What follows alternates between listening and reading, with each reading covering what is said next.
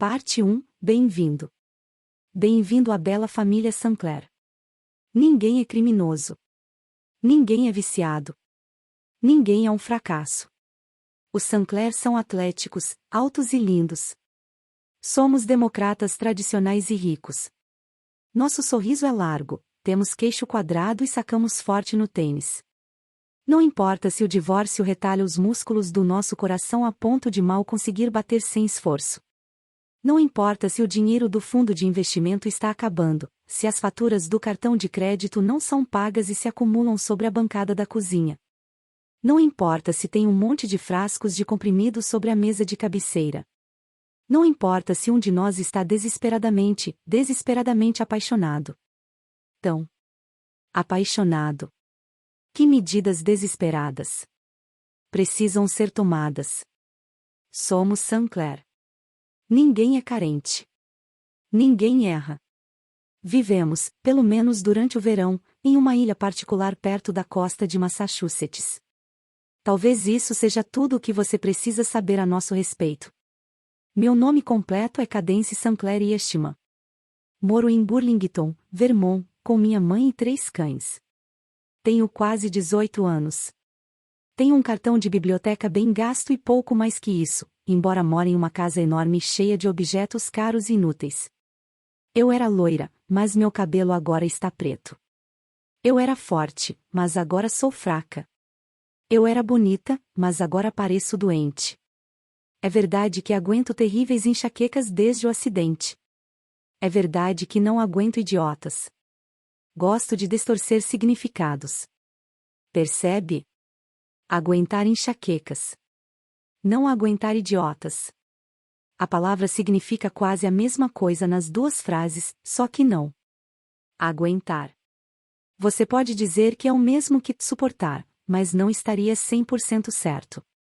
Minha história começa antes do acidente. Em junho, no verão em que eu tinha 15 anos, meu pai foi embora com uma mulher de quem gostava mais do que da gente. Ele era um professor universitário de história militar relativamente bem-sucedido. Eu o adorava. Ele usava paletó de tweed. Era magro. Tomava chá com leite. Gostava de jogos de tabuleiro e me deixava ganhar. Gostava de barcos e me ensinou a andar de caiaque. Gostava de bicicletas, livros e museus.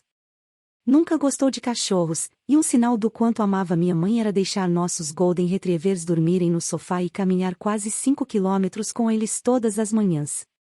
Também nunca gostou dos meus avós, e um sinal do quanto amava minha mãe eu era passar todos os verões em Windermere, na ilha Beechwood, escrevendo artigos sobre guerras disputadas há tempos e encarando os parentes com um sorriso no rosto em todas as refeições. Naquele mês de junho, no verão dos meus 15 anos, meu pai anunciou que estava indo embora e partiu 2 dias depois. Ele disse à minha mãe que não era um Sinclair e não podia tentar ser um, não mais. Ele não podia sorrir, não podia mentir, não podia fazer parte daquela linda família que morava naquelas lindas casas. Não podia. Não podia. Não queria. Ele já tinha contratado o caminhão de mudança. E alugado uma casa. Colocou a última mala no banco de trás da Mercedes, deixou o Saab para minha mãe, e ligou o motor. Então sacou uma pistola e atirou no meu peito.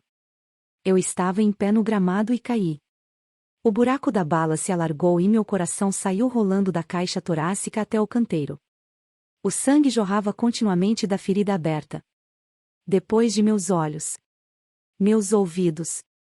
Minha boca. Tinha gosto de sal e fracasso. A desonra vermelho vivo do desprezo encharcava o gramado diante da nossa casa, os tijolos da entrada, os degraus da varanda. Meu coração se debatia entre as peonias como uma truta. Minha mãe me repreendeu. Disse para eu me recompor. Haja como uma pessoa normal, ela disse. Agora mesmo. Porque você é. Porque você pode ser. Não faça escândalo, ela disse. Respire e endireite-se. Fiz o que ela pediu. Ela era tudo o que me restava. Minha mãe e eu erguemos a cabeça. Meu pai dirigia a colina abaixo. Entramos e destruímos os presentes que ele havia nos dado, joias, roupas, livros, tudo.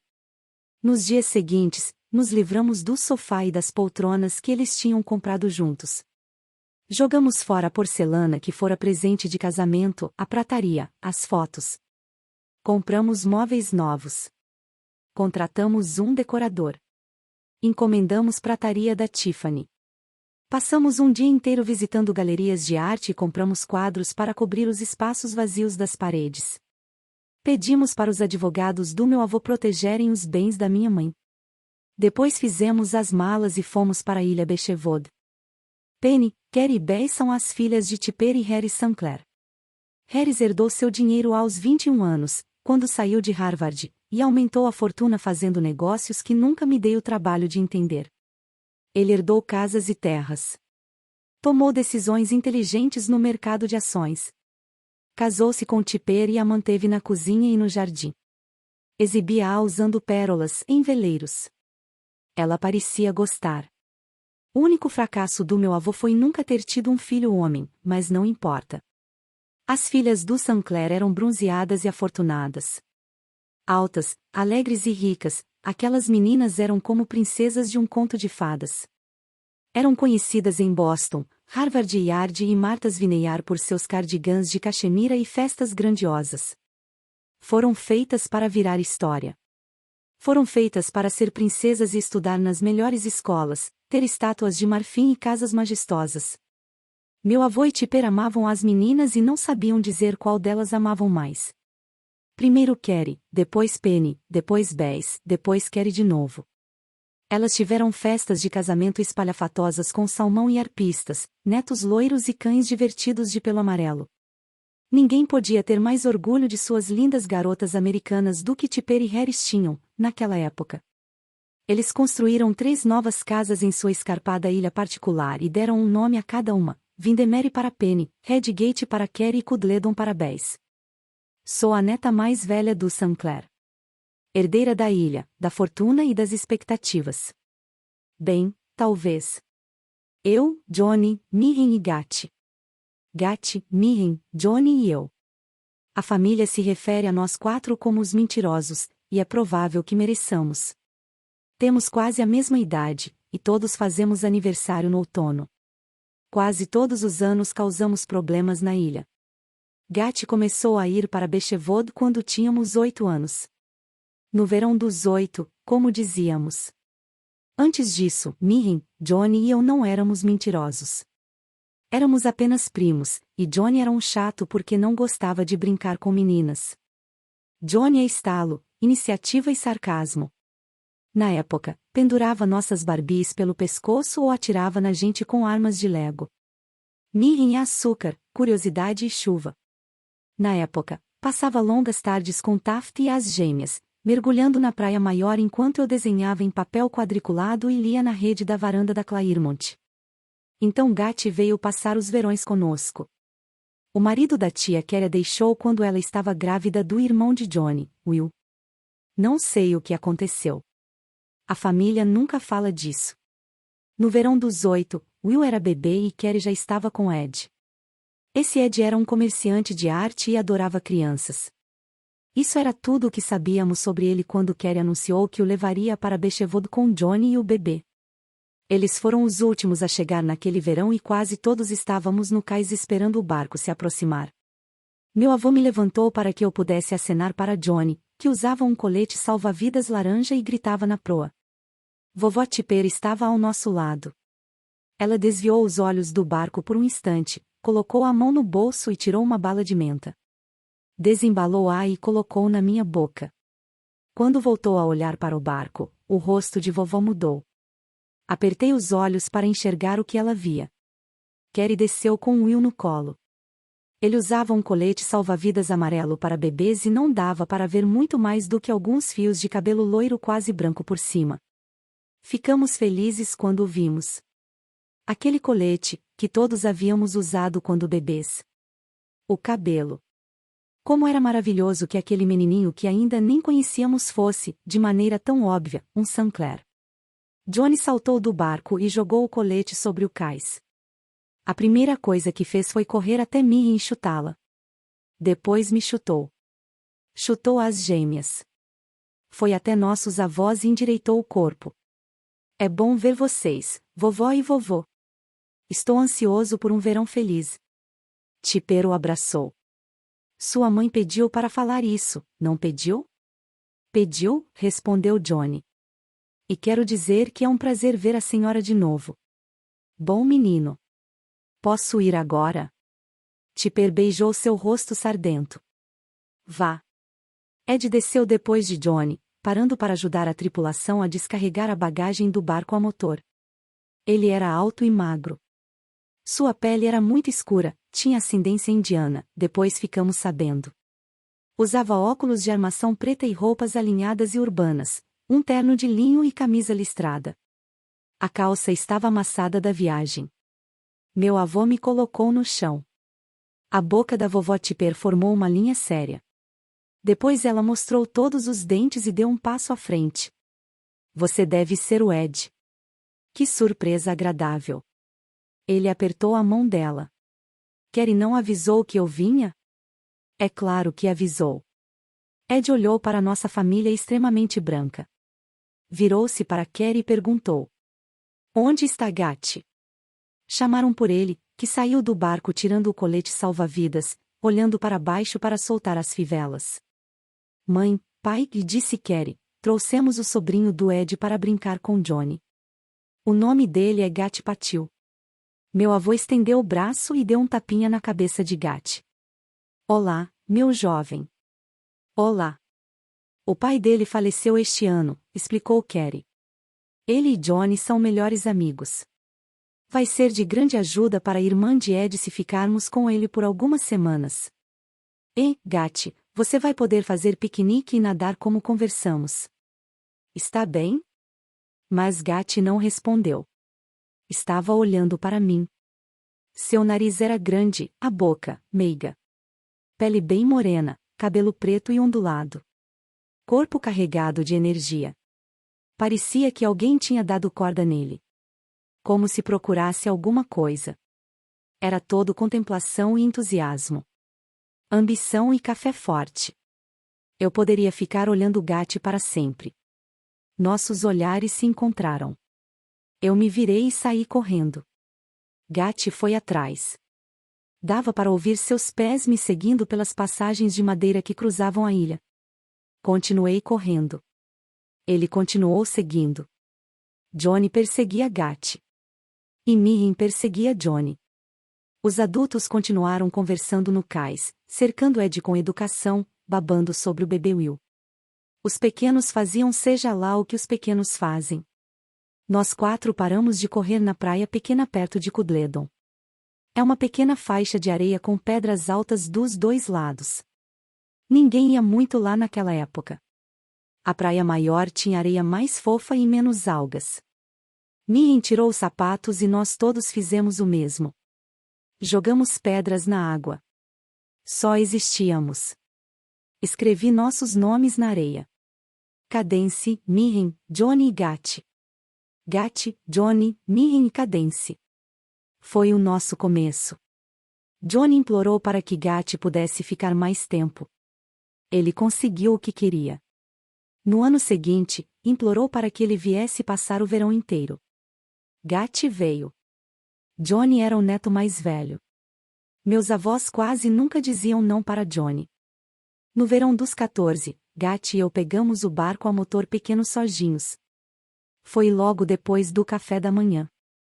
Bess obrigou Mirin a jogar tênis com as gêmeas e Taft. Johnny tinha começado a correr aquele ano e estava dando voltas na trilha da costa. Gat me encontrou na cozinha de Claremont e perguntou se eu queria sair de barco. Na verdade, não. Eu queria voltar para a cama com um livro. Por favor. Gat quase nunca pedia por favor. Vá você. Não posso pegar o barco, ele disse. Não parece certo. É claro que pode. Não sei um de vocês. Ele estava sendo ridículo. Aonde você quer ir? Perguntei. Só quero sair da ilha. Às vezes não suporto ficar aqui. Eu não conseguia imaginar, na época, o que ele não suportava na ilha, mas concordei. Saímos de barco pelo mar usando jaquetas corta-vento e roupa de banho. Depois de um tempo, Gat desligou o motor. Ficamos comendo pistache e respirando o ar salgado. A luz do sol brilhava sobre a água. Vamos entrar, eu disse. Gat pulou e eu fui atrás, mas a água estava tão mais fria do que perto da praia que tirou nosso fôlego. O sol se escondeu atrás de uma nuvem. Soltamos risadas de pânico e gritamos que entrar na água havia sido uma ideia muito idiota. O que tínhamos na cabeça? Havia tubarões longe da costa, todos sabiam disso. Não fale nos tubarões, minha nossa. Nós nos apressamos e empurramos um ao outro, lutando para ser o primeiro a subir a escada atrás do barco. Depois de um minuto, Gat se afastou e me deixou ir na frente. Não porque você é menina, mas porque sou uma boa pessoa, ele me disse. Obrigada.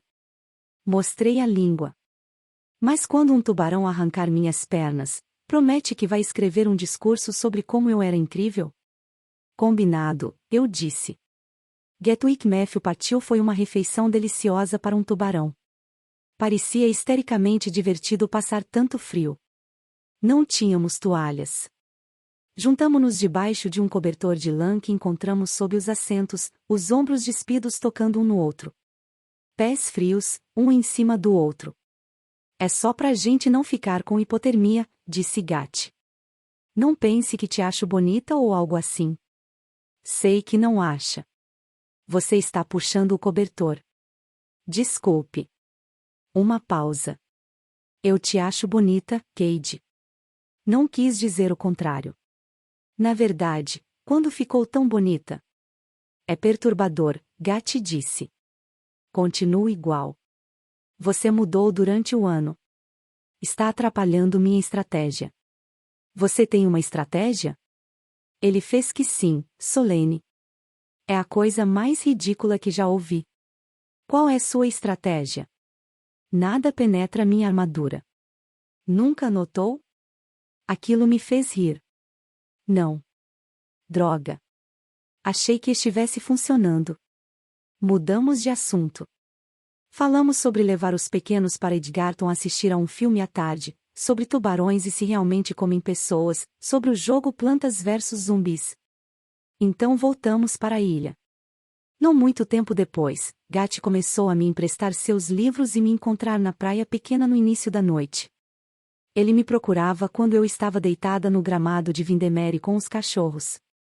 Começamos a caminhar juntos na trilha que circunda a ilha, Gat na frente e eu atrás. Falávamos sobre livros ou inventávamos mundos imaginários. Às vezes dávamos a volta várias vezes até ficar com fome ou entediados.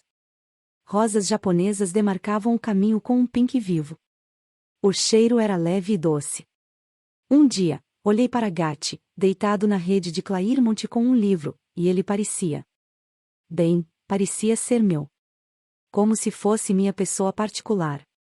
Fui para a rede ao lado dele em silêncio. Peguei a caneta de sua mão, ele sempre lia com uma caneta na mão, e escrevi Gat no dorso de sua mão esquerda e Cadence no da direita. Ele pegou a caneta de mim. Escreveu Gat no dorso da minha mão esquerda e Cadence no da direita. Não estou falando de destino. Não acredito em destino, almas gêmeas ou sobrenatural. Só sei que entendíamos um ao outro. Completamente. Mas tínhamos apenas 14 anos. Eu nunca tinha beijado um menino, embora fosse beijar alguns no ano seguinte, e de alguma forma não rotulávamos aquilo de amor. No verão dos 15, cheguei uma semana depois dos outros. Meu pai tinha ido embora e minha mãe e eu tínhamos todas aquelas compras para fazer, visitas ao decorador e tudo mais. Johnny e Minnie nos encontraram no cais, bochechas rosadas, cheios de planos para o verão. Estavam preparando um torneio de tênis para toda a família e tinham separado receitas de sorvete. Íamos sair para velejar, acender fogueira. Os pequenos estavam agitados e berravam como sempre. As tias davam sorrisos frios. Depois do alvoroço da chegada, todos foram a Claremont para drinks antes do jantar. Eu fui para Redgate procurar Gat. Redgate é uma casa muito menor que Claremont, mas ainda tem 4 quartos no andar de cima. É onde Johnny, Gat e Will ficavam com a tia Carrie, e com Ed, quando ele estava lá, o que não era muito frequente. Fui até a porta da cozinha e olhei pela tela. Gat não me viu. Estava parado junto à bancada, usando uma camiseta cinza desgastada e jeans. Seus ombros estavam mais largos do que eu lembrava. Ele desamarrou uma flor seca que estava pendurada de cabeça para baixo na janela sobre a pia. Era uma rosa japonesa pink de formas vagas, provavelmente da costa de Bechevood. Gat, meu Gat. Ele tinha colhido para mim uma rosa de nosso local preferido para caminhar. Tinha pendurado a flor para secar e esperado eu chegar à ilha para me entregar. Eu já tinha beijado 1 ou 3 garotos irrelevantes a essa altura. Tinha perdido meu pai. Tinha saído de uma casa cheia de lágrimas e falsidade e ido para a ilha. E eu vi Gat. E vi aquela rosa na mão dele. E, naquele momento, com a luz do sol entrando pela janela e brilhando sobre ele. As maçãs sobre a bancada da cozinha. O cheiro de madeira e maresia no ar. Eu rotulei de amor. Era amor, e me atingiu com tanta força que me inclinei junto à porta de tela ainda entre nós para me manter de pé. Queria tocar nele como se fosse um coelhinho, um gatinho, algo tão especial e macio que seria difícil manter os dedos longe. O universo era bom porque ele existia. Eu amava o rasgo em seu jeans e a sujeira em seus pés descalços e a ferida em seu cotovelo e a cicatriz que atravessava uma sobrancelha. Gat, meu Gat. Enquanto ficava ali parada, olhando, ele guardou a rosa em um envelope. Procurou uma caneta, abrindo e fechando gavetas ruidosamente, então encontrou uma no próprio bolso e escreveu. Não me dei conta de que estava escrevendo um endereço até ele pegar um rolo de selos de uma gaveta da cozinha. Gat selou o envelope. Escreveu o endereço do remetente. Não era para mim. Saí da porta de Redgate antes que ele me visse e corri pela trilha da costa. Observei o céu escurecer, sozinha. Arranquei todas as rosas de um arbusto infeliz e as joguei, uma atrás da outra, no mar colérico. Johnny me contou da namorada de Nova York naquela noite. O nome dela era Raquel. Johnny até a conhecia. Ele morava em Nova York, como Gat, mas mais ao sul da cidade, com Kerry e Ed, enquanto Gat morava no norte com sua mãe. Johnny disse que Raquel fazia aula de dança moderna e usava roupas pretas. O irmão de Mirren, Taft, me disse que Raquel tinha mandado para Gat um pacote de brownies caseiros. Liberty e Bonnie me contaram que Gat tinha fotos dela no celular. Gat não mencionou nada sobre ela, mas não conseguia me olhar nos olhos. Na primeira noite, chorei, roí as unhas e tomei vinho roubado da despensa de Claremont. Girei impetuosamente céu adentro, furiosa, golpeando estrelas em seu ancoradouro, rodopiando e vomitando. Bati o punho na parede do chuveiro. Lavei a vergonha e a raiva em água fria, muito fria. Depois fiquei tremendo na cama como o cachorro abandonado que era, pele tremendo sobre os ossos. Na manhã seguinte e em todos os dias desde então, agi normalmente. Ergui meu queixo quadrado. Velejamos e acendemos fogueiras. Ganhei o torneio de tênis. Fizemos sorvete e tomamos sol. Uma noite, nós 4 organizamos um piquenique na praia pequena. Mariscos no vapor, batata e milho. Os empregados que prepararam. Eu nem sabia o nome deles. Johnny e Mirren desceram com a comida em assadeiras. Comemos em volta das chamas da fogueira, deixando pingar manteiga na areia.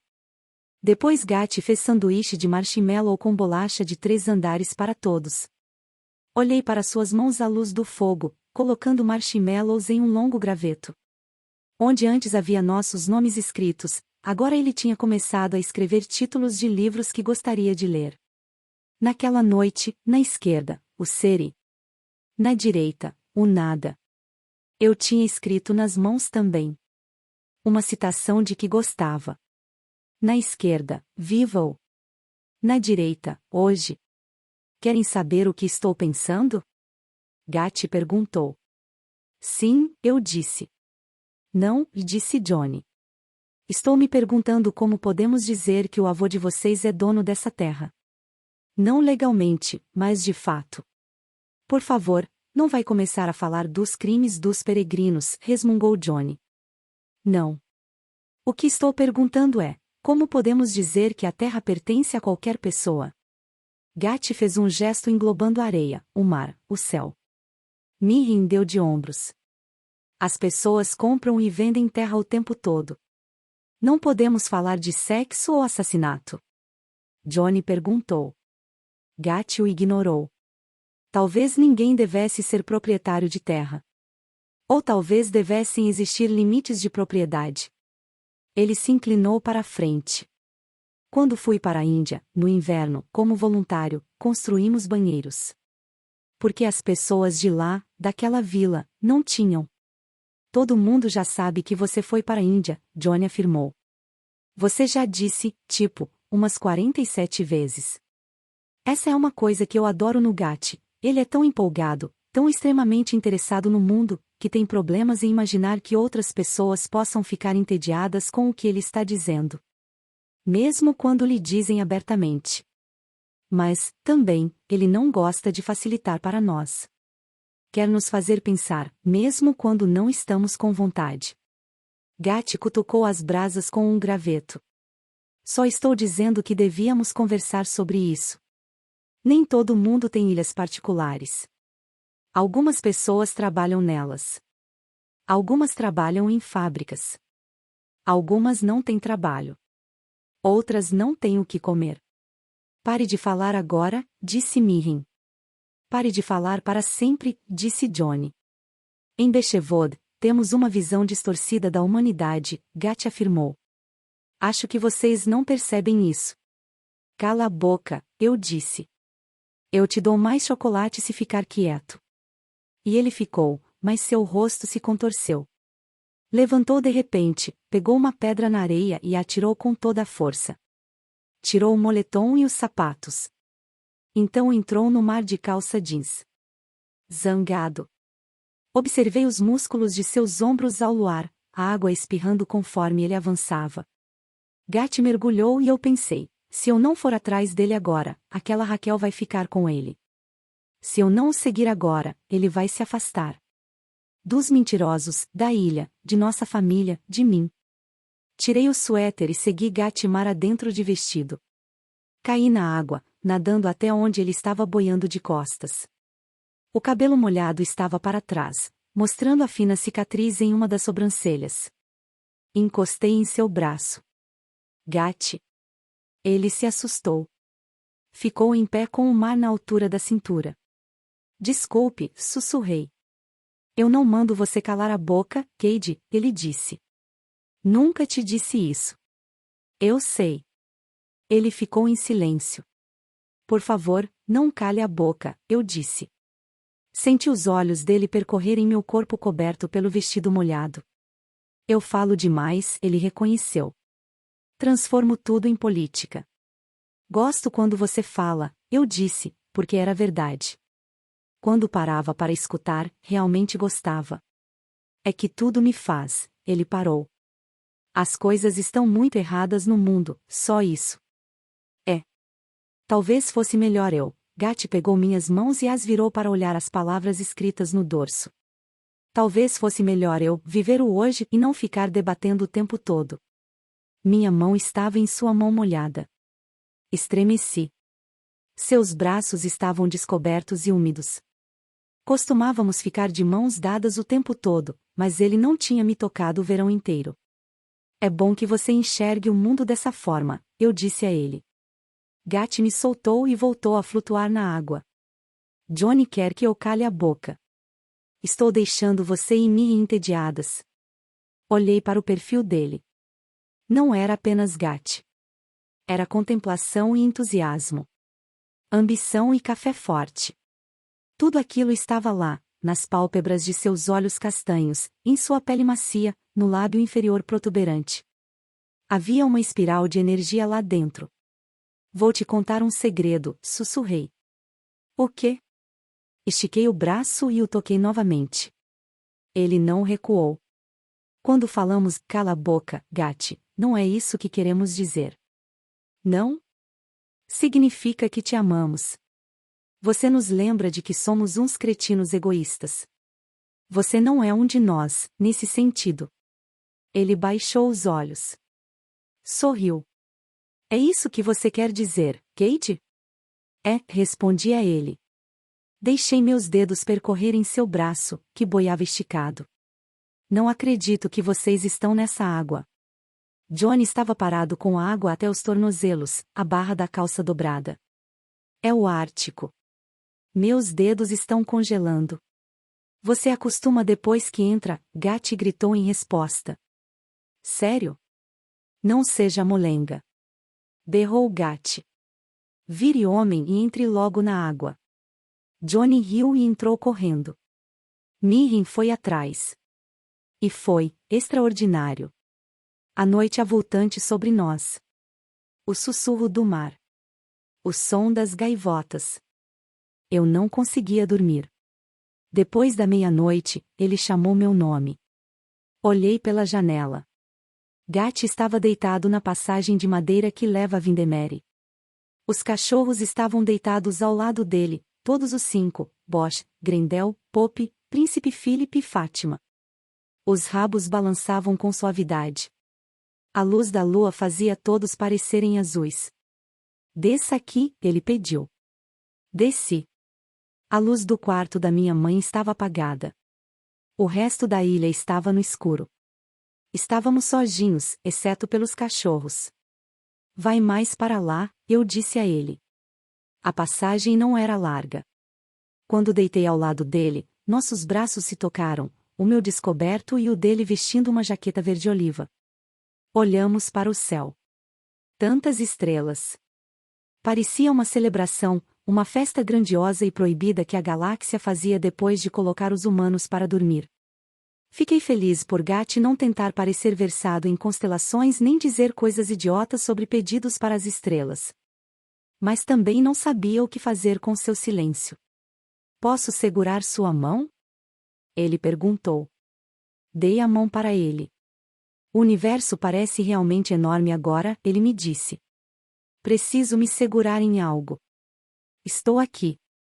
Ele esfregou o polegar no centro da palma da minha mão. Todos os meus nervos se contraíram, atentos aos movimentos da pele dele junto à minha.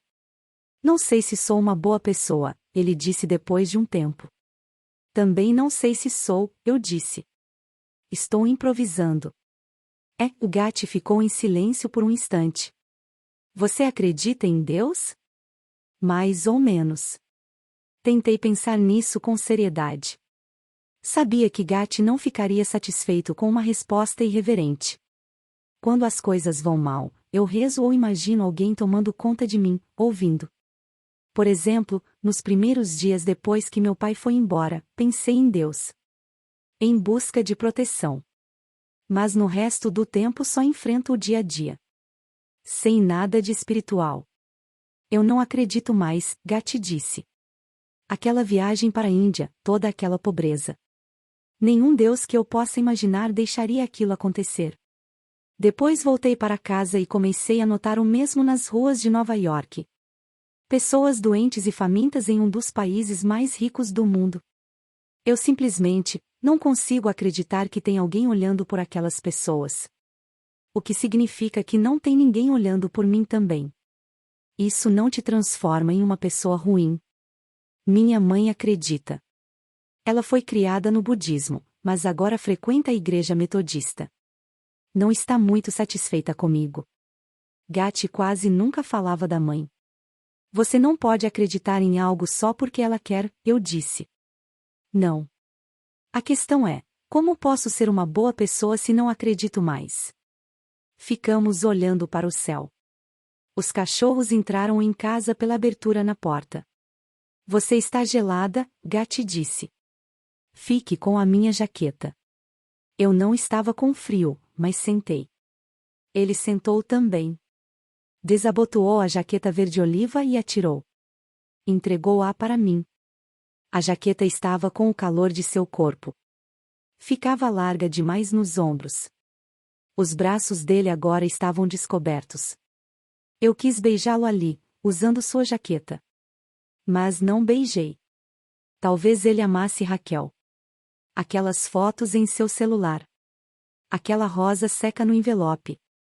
Na manhã seguinte, durante o café, minha mãe me pediu para olhar as coisas do meu pai no sótão de Windermere e pegar o que eu quisesse.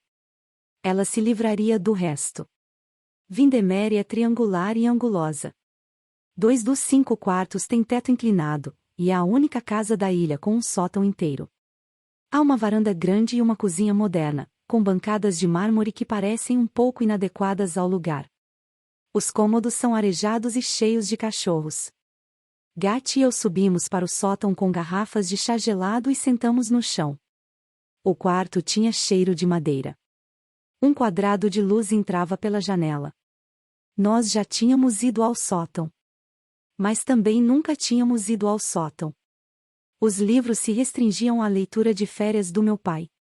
Biografias de esportistas, romances policiais e revelações de astros do rock escritas por pessoas velhas de quem eu nunca tinha ouvido falar. Gat não estava prestando atenção. Separava os livros por cor.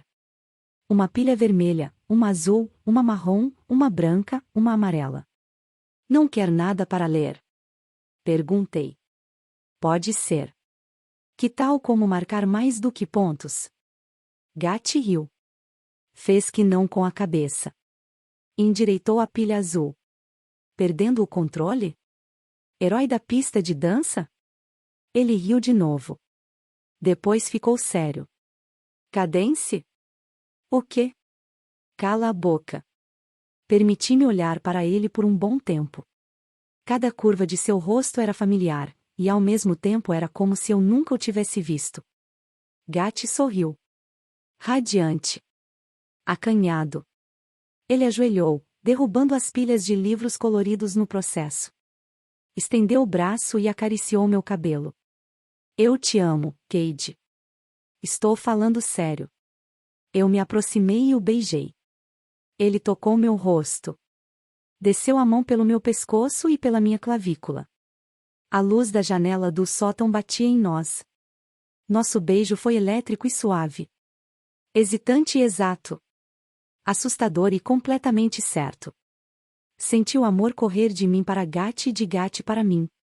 Estávamos aquecidos e tremendo. Jovens e velhos. E vivos. Eu estava pensando, é verdade, nós já nos amamos. Já. Meu avô entrou bem na hora. Gat deu um pulo. Pisou sem jeito nos livros separados por cor, que se espalharam pelo chão.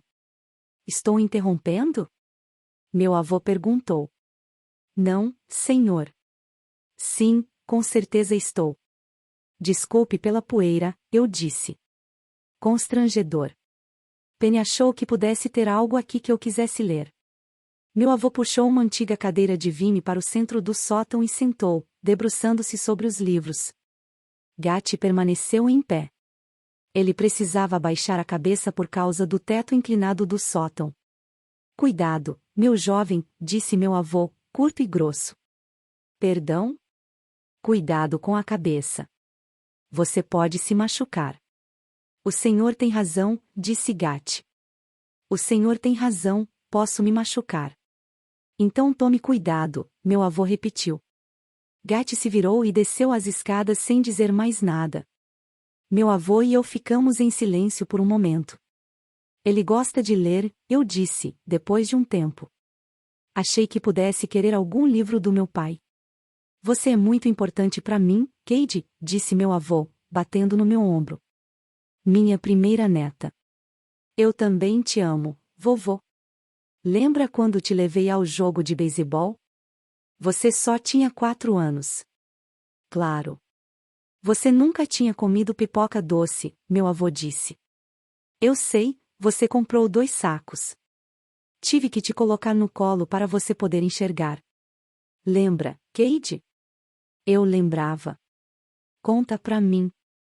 Eu sabia o tipo de resposta que meu avô queria que eu desse. Era um pedido que fazia quase sempre. Ele gostava de reviver os momentos importantes da família Sinclair, aumentando sua importância. Estava sempre perguntando o significado de alguma coisa, e a gente tinha que responder com detalhes. Imagens. Talvez uma lição aprendida. Normalmente eu adorava contar e ouvir essas histórias. Os lendários Sinclair, como nos divertíamos, como éramos bonitos. Mas naquele dia eu não queria. Foi seu primeiro jogo de beisebol. Meu avô insistiu. Depois disso, comprei um taco vermelho de plástico. Você praticou o giro no gramado da casa de Boston. Será que meu avô sabia o que havia interrompido? Ele se importaria se soubesse? Quando eu veria Gat novamente? Ele terminaria com Raquel? O que aconteceria entre nós? Você quis fazer pipoca doce em casa. Meu avô prosseguiu, embora soubesse que eu conhecia a história. E Penny te ajudou. Mas você chorou quando viu que não tínhamos saquinhos vermelhos e brancos para colocar. Você se lembra disso? Lembro, vô, respondi, cedendo. Você voltou até o estádio no mesmo dia e comprou 2 sacos de pipoca doce. Comeu tudo no caminho, só para poder me dar os saquinhos. Eu lembro. Satisfeito, ele se levantou e saímos juntos do sótão. Meu avô tinha dificuldade de descer as escadas, então colocou a mão no meu ombro. Encontrei Gat na trilha da costa e corri até onde ele estava, olhando para a água. O vento estava forte e meu cabelo voava no olho. Quando eu o beijei, seus lábios estavam salgados. Vovó Tipper morreu do coração 8 meses antes do verão dos 15 em Beechwood. Ela era uma mulher estonteante, mesmo depois de velha. Cabelo branco, bochechas rosadas, já alta e magra. Foi vovó Tipper quem fez minha mãe amar tantos cães. Sempre teve pelo menos 2 Golden Retrievers, às vezes 4, desde a infância das filhas até morrer. Minha avó era muito crítica e tinha seus favoritos, mas era afetuosa. Quando éramos pequenos, quem levantava cedo em Beechwood podia ir até Claremont acordá-la. Ela sempre tinha massa de muffin na geladeira, que colocava em forminhas, então deixava os netos comerem quantos quisessem antes de o resto da ilha acordar. Vovó Tipper nos levava para colher frutas silvestres e nos ajudava a fazer torta ou uma coisa que chamava de bolo invertido para comermos à noite. Um de seus projetos era uma festa beneficente todos os anos para o Instituto Agrícola de Martha's Vineyard. Todos comparecíamos. Era ao ar livre, em belas tendas brancas. Os pequenos corriam com roupa de festa e pés descalços. Johnny, Mirren, Gat e eu roubávamos taças de vinho e ficávamos tontos e bobos. Minha avó dançava com Johnny, depois com meu pai, depois com vovô, segurando a saia com uma das mãos. Eu tinha uma foto da minha avó em uma dessas festas beneficentes. Ela usava um vestido de festa e segurava um leitão. No verão dos 15 em Beechwood, vovó Tipper tinha partido. Claremont parecia vazia. A casa é cinza, em estilo vitoriano e tem 3 andares. Há uma pequena torre e uma varanda cercada. Dentro, é repleta de cartoons originais da New Yorker, fotos de família, almofadas bordadas, estatuetas, pesos de papel de marfim, peixes empalhados em quadros. Em todos os lugares, todos, há belos objetos colecionados por Tipper e meu avô. No gramado há uma enorme mesa, grande o bastante para acomodar 16 pessoas, e, a certa distância, um balanço de pneu pendurado nos galhos de uma gigantesca cerácea. Vovó costumava tumultuar a cozinha e planejar passeios. Fazia colchas em sua sala de artesanato, e o zumbido da máquina de costura podia ser ouvido do andar de baixo. Dava ordens para o caseiro usando luvas de jardinagem e jeans. Agora a casa estava em silêncio. Nenhum livro de receita aberto sobre a bancada, nenhuma música clássica no aparelho de som da cozinha. Mas o sabonete preferido dela ainda estava em todas as saboneteiras. Eram suas plantas que cresciam no jardim. Suas colheres de pau, seus guardanapos de pano. Um dia, quando não havia ninguém por perto, fui até a sala de artesanato nos fundos do térreo. Toquei a coleção de tecidos da minha avó, os botões brilhantes, as linhas coloridas.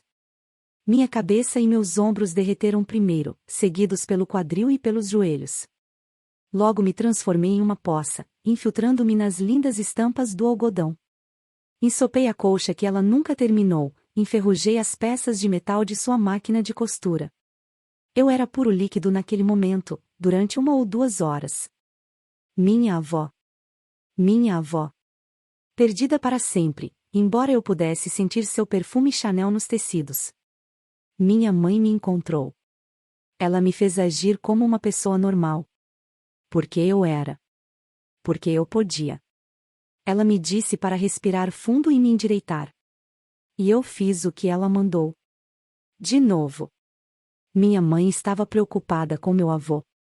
Ele ficava perdido sem minha avó, segurando-se em cadeiras e mesas para manter o equilíbrio. Era o chefe da família, e ela não queria que ele se desestabilizasse. Queria que soubesse que suas filhas e seus netos ainda estavam por perto, fortes e alegres como sempre. Era importante, ela disse, era gentil, era melhor. Não cause transtorno, ela disse. Não faça as pessoas se lembrarem da perda. Você entende, Kate? O silêncio é uma camada protetora sobre a dor. Eu entendi e consegui apagar vovó Tipper das conversas do mesmo modo que havia apagado meu pai. Não com satisfação, mas por completo. Nas refeições com minhas tias, no barco com meu avô, até mesmo sozinha com minha mãe, eu me comportava como se essas duas pessoas críticas nunca tivessem existido. Os outros Sinclair faziam o mesmo. Quando estávamos todos juntos, mantinham um sorriso largo no rosto. Havíamos feito o mesmo quando Bess deixara tio Brody, o mesmo quando tio William deixara Carrie, o mesmo quando o cão da minha avó, Peppermill, morreu de câncer. Mas Gat nunca entendeu isso. Ele mencionava meu pai várias vezes, na verdade. Meu pai considerava Gat um bom adversário de xadrez e uma audiência sempre disposta a ouvir seus relatos chatos sobre história militar, então os dois passavam algum tempo juntos. Lembra quando seu pai pegou aquele caranguejo grande, Gat dizia.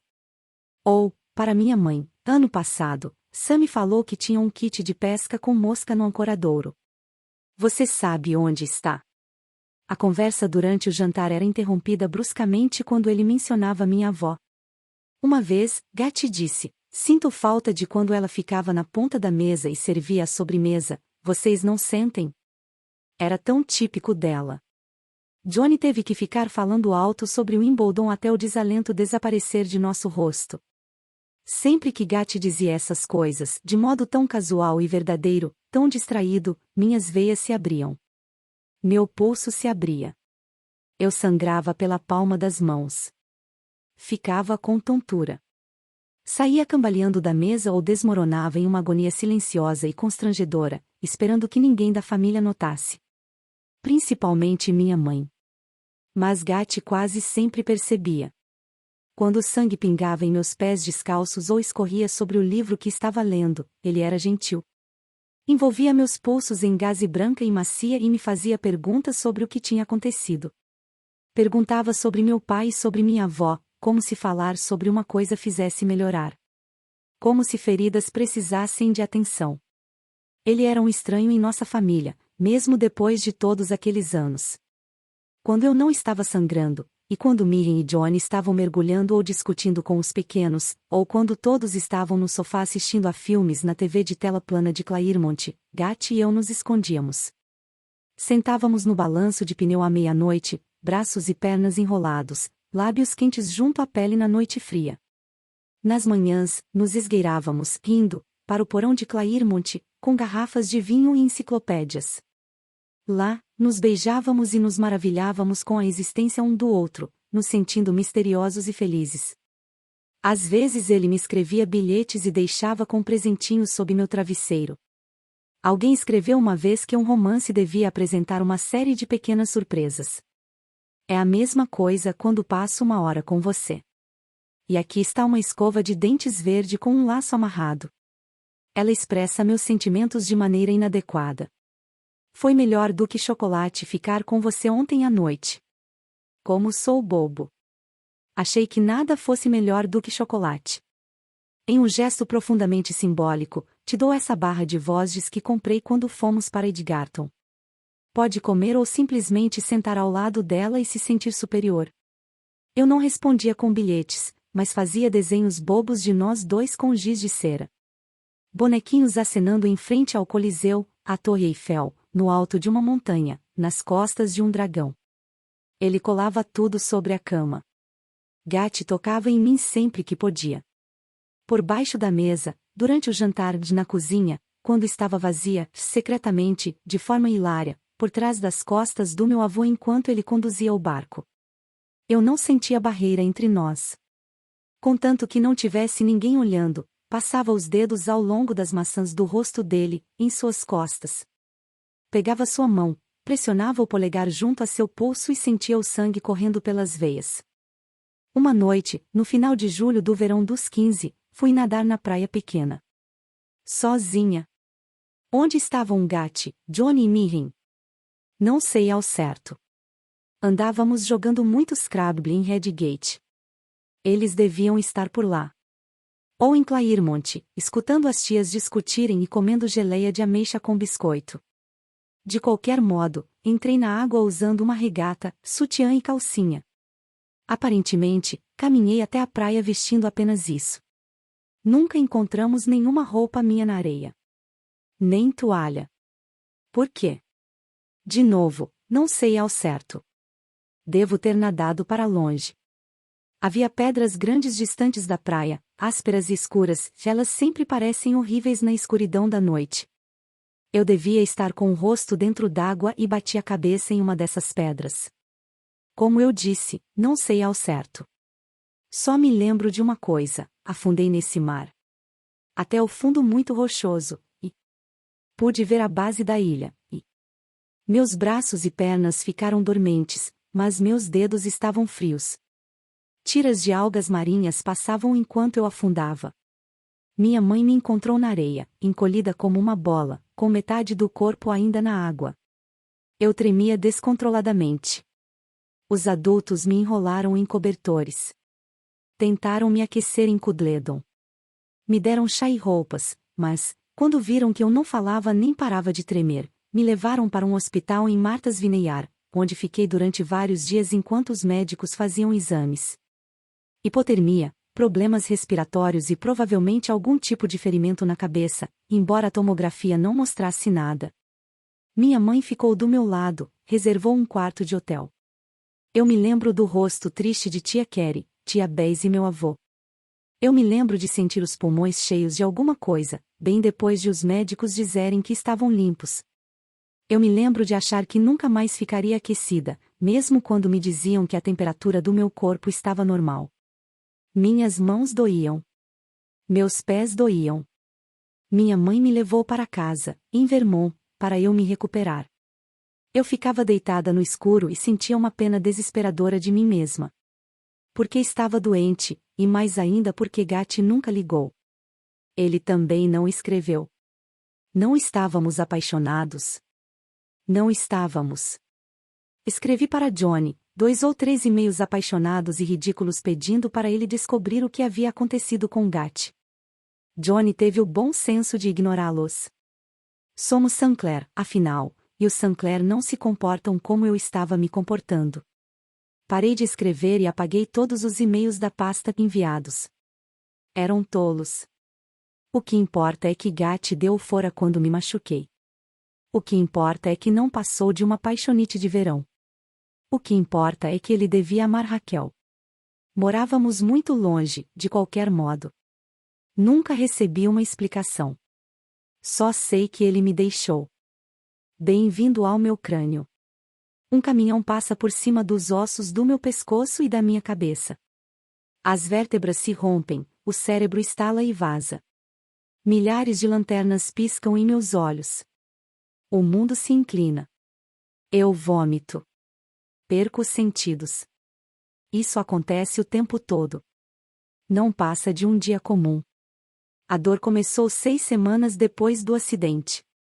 Ninguém tinha certeza se as duas coisas estavam relacionadas, mas não havia como negar o vômito, a perda de peso e o horror em geral. Minha mãe me levou para fazer ressonâncias magnéticas e tomografias. Agulhas, máquinas. Mais agulhas, mais máquinas. Fizeram exames procurando um tumor no cérebro, meningite. Tudo. Para aliviar a dor, receitaram esse medicamento e aquele outro medicamento, porque o primeiro não funcionou e o segundo tampouco. Passaram uma receita atrás da outra sem saber o que havia de errado. Apenas tentando domar a dor. Cadence, disseram os médicos, não exagere. Cadence, disseram os médicos, observe sinais de dependência. Mas também, Cadence, não se esqueça de tomar os remédios. Eram tantas consultas que nem consigo lembrar. Depois de um tempo, os médicos chegaram a um diagnóstico. Cadência Sankler Ishtima, cefaleia pós-traumática, também conhecida como CPT. Enxaquecas causadas por lesão cerebral. Eu vou ficar bem, dizem. Não vou morrer. Só vai doer muito. Após um ano no Colorado, meu pai quis me ver novamente. Na verdade, ele insistiu em me levar para a Itália, França, Alemanha, Espanha e Escócia, uma viagem de 10 semanas em meados de junho, o que significava que eu não iria a Bechevodo no verão dos 16. Essa viagem veio na hora certa, disse minha mãe, radiante, enquanto arrumava minha mala. Por quê? Eu fico deitada no chão do quarto enquanto ela faz o trabalho. Minha cabeça dói. Seu avô está reformando Claremont. Ela fez bolas com as meias. Já falei 1 milhão de vezes. Eu não lembrava. Por quê? Coisas da cabeça dele. Vai passar o verão em Windermere. Você vai com ele? Minha mãe fez que sim com a cabeça. Ele não pode ficar com Bess nem com Carrie. E você sabe que precisa de cuidados. Seja como for, você vai aprender muita coisa na Europa. Prefiro ir para Bechevood. Não, não prefere, ela disse, firme. Na Europa, vomitei em pequenos baldes e escovei os dentes repetidamente com a pasta de dente britânica de consistência áspera. Deitei de bruços no chão do banheiro de vários museus, sentindo o piso frio sob o rosto enquanto meu cérebro se liquefazia e saía pelo ouvido, borbulhando. Enxaquecas espalhavam meu sangue sobre os estranhos lençóis de hotel, no chão, nos carpetes, em sobras de croissants e florentinas. Eu podia ouvir meu pai me chamando, mas nunca respondia antes de o remédio fazer efeito. Senti falta dos mentirosos naquele verão. Nunca mantínhamos contato durante o ano. Não muito, pelo menos, embora tivéssemos tentado quando éramos mais novos. Trocávamos mensagens, marcávamos uns aos outros em fotos do verão, principalmente em setembro, mas sempre íamos nos afastando depois de 1 ou 2 meses. De certo modo, a magia de Bechevood nunca foi transportada para nosso cotidiano. Não queríamos saber dos amigos da escola, clubes e times uns dos outros. Sabíamos que nossa afeição seria renovada quando nos víssemos no cais no mês de junho do ano seguinte, o ar salgado, o sol refletindo na água. Mas no ano posterior ao acidente, perdi dias e até semanas de aula. Fui mal em várias matérias e o diretor me informou que eu teria de repetir o 3º ano. Parei de jogar futebol e tênis. Não podia trabalhar como babá. Não podia dirigir. Os amigos que tinha acabaram virando apenas conhecidos. Mandei algumas mensagens de texto para Mirren. Liguei e deixei recados dos quais depois senti vergonha, tamanho o teor solitário e carente. Liguei para Johnny também, mas sua caixa de mensagens estava lotada. Resolvi não ligar mais. Não queria ficar dizendo coisas que fizessem me sentir fraca. Quando meu pai me levou para a Europa, eu sabia que os mentirosos estavam na ilha. Meu avô não tinha instalado internet em Bechevood e não havia sinal de celular por lá, mas comecei a escrever e-mails. Diferente das minhas lastimáveis mensagens de voz, esses eram recados charmosos e encantadores de uma pessoa sem dores de cabeça. Na maior parte do tempo. Mirren. Mando um oi de Barcelona, onde meu pai comeu sopa de caracol. No hotel, tudo é dourado. Até os saleiros. É gloriosamente odioso. Escreva contando as malcriações dos pequenos, em quais faculdades você vai se inscrever e se encontrou o amor verdadeiro. Cadence. Johnny. Bonjour de Paris, onde meu pai comeu rã. Vi a vitória de Samotrácia. Corpo extraordinário. 100 braços. Estou com saudade de vocês. Como está Gatti? Cadence. Mirren. Olá de um castelo na Escócia, onde meu pai comeu haggis.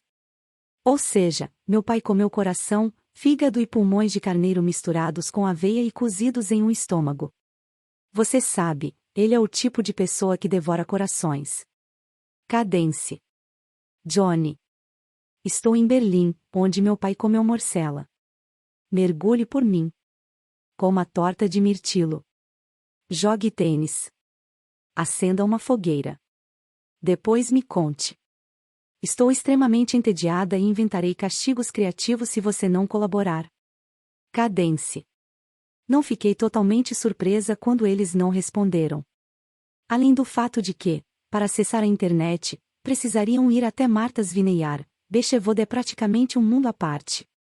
Uma vez lá, o resto do universo parece um sonho desagradável. A Europa talvez nem existisse. Bem-vindo, mais uma vez, à bela família Sinclair. Acreditamos em exercícios ao ar livre. Acreditamos que o tempo cura.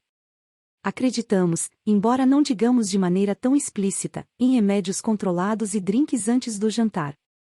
Não discutimos nossos problemas em restaurantes. Não acreditamos em demonstrações públicas de angústia. Nosso lábio superior é rígido e é possível que as pessoas fiquem curiosas a nosso respeito porque não abrimos nosso coração. É possível que apreciemos o modo como as pessoas ficam curiosas a nosso respeito. Aqui em Burlington agora somos só eu, minha mãe e os cães. Não temos o peso do meu avô em Boston nem o impacto de toda a família em Beechwood, mas ainda assim sei como as pessoas nos veem. Minha mãe e eu somos praticamente iguais, na casa grande com varanda no alto da colina. A mãe esbelta e a filha doente. Temos maçãs do rosto protuberantes, ombros largos. Sorrimos e mostramos os dentes quando vamos à cidade. A filha doente não fala muito. As pessoas que a conhecem da escola tendem a se manter afastadas. Não a conheciam direito antes de ficar doente mesmo. Ela já era quieta. Agora, falta à escola na metade do tempo. Quando está lá, sua pele pálida e os olhos úmidos tornam seu visual encantadoramente trágico, como uma heroína da literatura definhando com tuberculose. Às vezes ela cai na escola, chorando. Assusta os outros alunos. Mesmo os mais gentis já estão cansados de levá-la até a enfermaria. Ainda assim, tem uma aura de mistério que a impede de ser importunada ou escolhida como alvo de brincadeiras desagradáveis típicas do colégio. Sua mãe é uma Sinclair. Naturalmente, não sinto meu próprio mistério ao comer uma lata de sopa tarde da noite ou ao ficar deitada sob a luz fluorescente da enfermaria da escola. Não é nada glamouroso como eu e minha mãe brigamos desde que meu pai se foi. Eu acordo e a encontro parada na porta do meu quarto, observando. Não fique me olhando. Eu te amo. Estou cuidando de você, ela diz com a mão no coração. Bem, pare com isso. Se eu pudesse fechar a porta na cara dela, faria isso. Mas não consigo levantar. Com frequência, encontro anotações que parecem registrar os alimentos que ingeri em determinado dia: meia torrada com geleia, maçã e pipoca, salada com passas, chocolate e macarrão. Hidratação? Proteína?